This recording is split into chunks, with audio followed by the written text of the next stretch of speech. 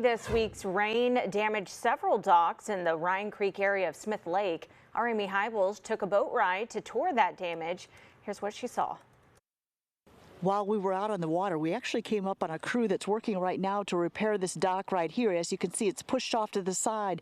The same thing with the dock right next to it, and there's a third dock that's not where it should be. Smith Lake resident Kelly Keel says this is what happens when you get a lot of rain in a short amount of time on Smith Lake. They say for every inch of rain we get, the lake goes up a foot.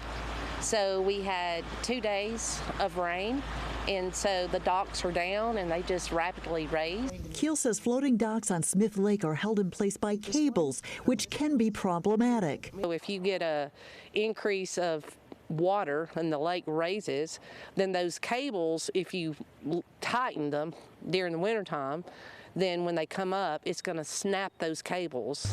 Her twin brother, Keith Keel, who manages the Smith Lake Marina and Resort, says before the rain, the lake was at 500 feet. Today, it's at 506 feet. It's just part of living on the lake, so that's sad to see. Kelly Keel says thankfully her dock is still intact, but some of her neighbors on the lake were not as lucky.